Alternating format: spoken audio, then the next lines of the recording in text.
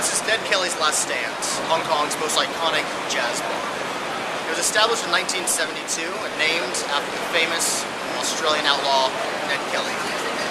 There's live music 7 days a week, and it's always good for a good time.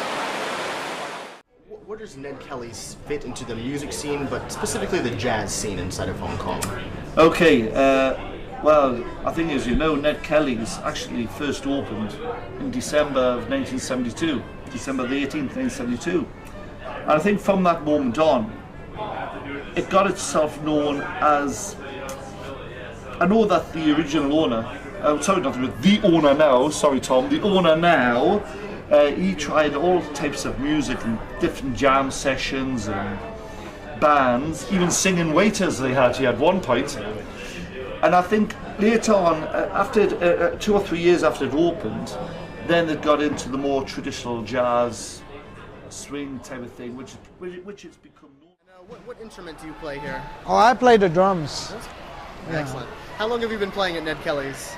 On and off now, it's 29 years. 29 years. Yeah. Because my father's a drummer, my uncle is a drummer. I got a couple of uncles is a drummer. So drumming's in the family. Oh yes, my father's a big band drummer. So He's good. what sort of music do you prefer to play the most? Well, now of course jazz, Dixieland jazz, or bebop jazz, and of course, you know, like all kinds of jazz. I love it.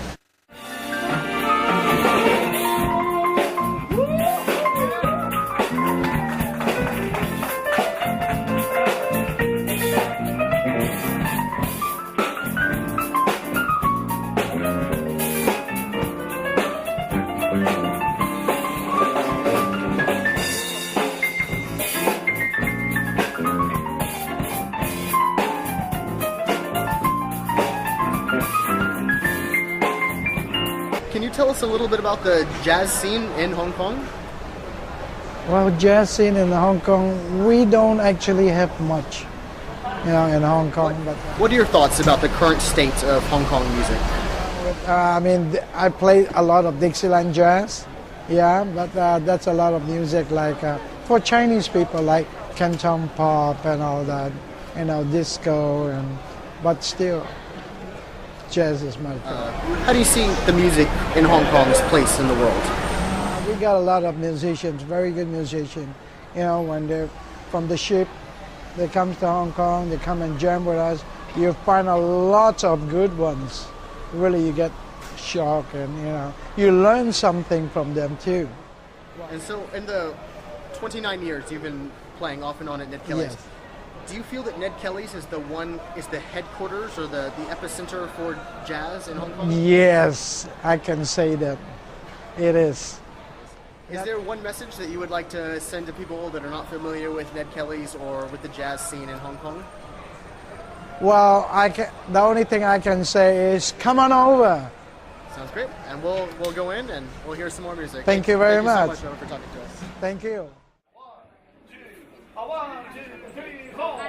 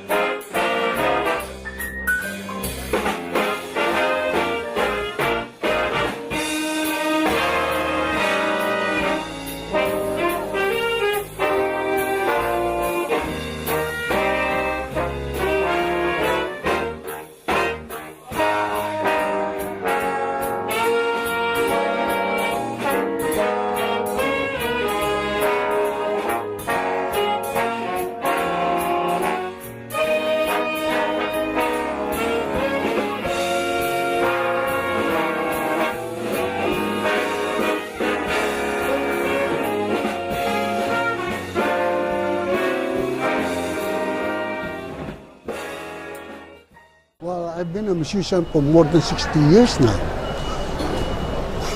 When did you leave the Philippines? Or when did you move away? Well, when I came to Hong Kong, that's I was telling you that 1949. But after the war, I worked with the U.S. show and dance music with some hospital in Tarawa, Okinawa, Japan, or something like that. I worked to Guam for 1 year, and then 1940, I don't feel happy about the place. That's why I came back to the Philippines, and then when somebody offered me to work in Hong Kong, well, I said it's better I try. That's why I was here up to now. I like Hong Kong because this is the safest place that I can know to be a musician. Do you have any memorable stories from Ned Kelly's, from playing here? Well, I was working naturally enough with this group for almost 11 years now. Well, off and on because I work in a ship for 6 years. 6 years? That's why it's 1 year, and then come back to Hong Kong 1 year. But after, when I reach my age 70, well, I have to. I know that in a ship you're only allowed to work there if you're 70 down.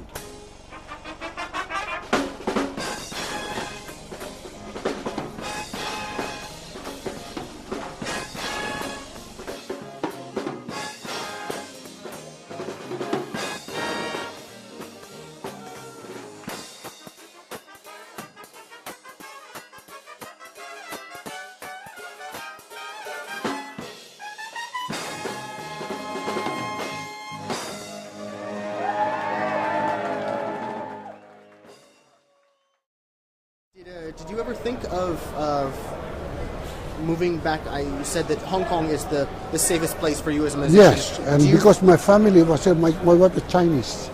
Chinese? I got 9 children here in Hong Kong. And were there any memorable experiences from playing with the USO band during the war? Yeah. When I was on the ship, because we always go straight to L.A. and then I met most of the good musicians they work in our ship sometimes. Also, I met Louis Armstrong during that time. Really? Here also, Louis Armstrong is the one who gave me the advice that very night.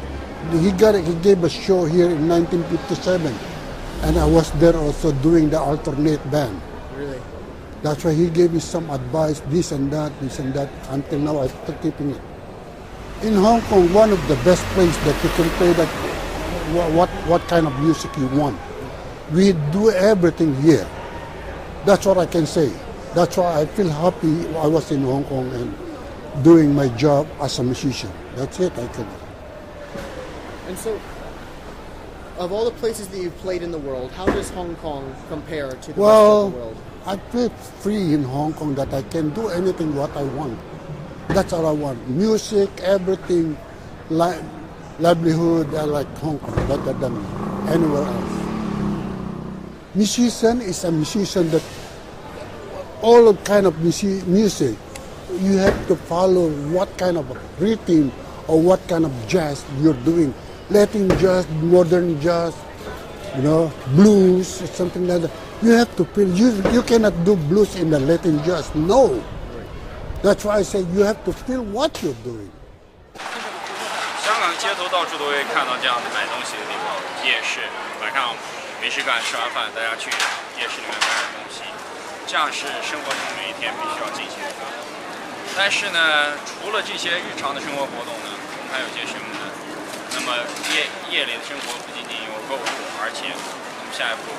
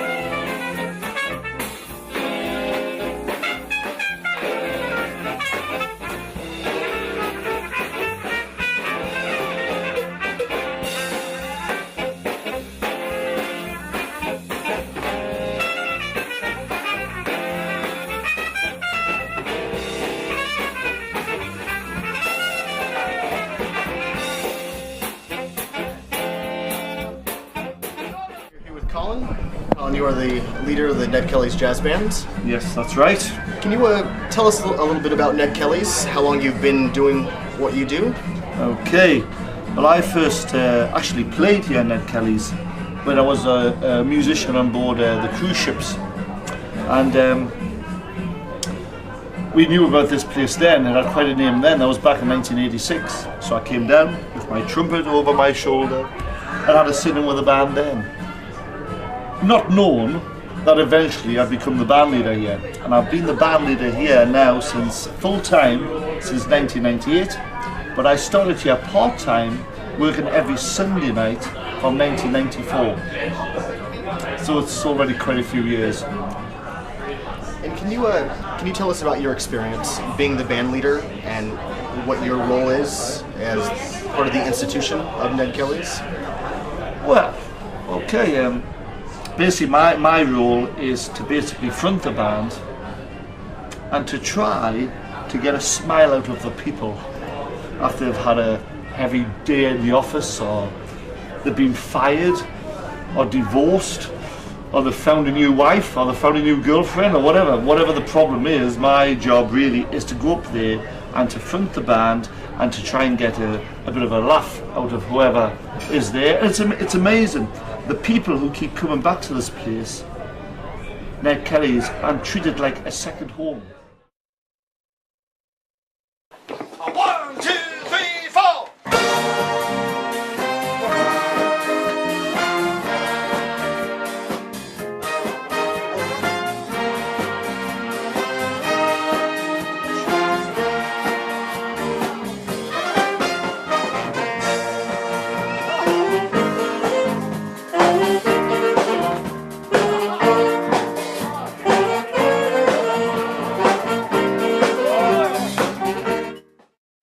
And so you've played on a cruise ship and throughout Asia.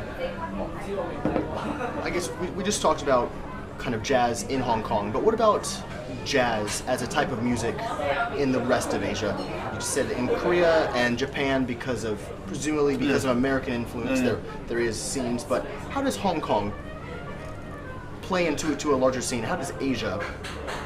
Do you think that Asia is going to be a new hub for jazz, or do you think the prevailing mainstream music kind of dominates? I think it's hard to say. I mean, I don't think, because there's so many different types of jazz. It's very, I mean, you've got, now there's so many, I mean, in my day there was always sort of, you had your Dixieland and your New Orleans, you had your swing, you had your bebop, you had your jazz rock and your Latin jazz. Now you've got soft jazz,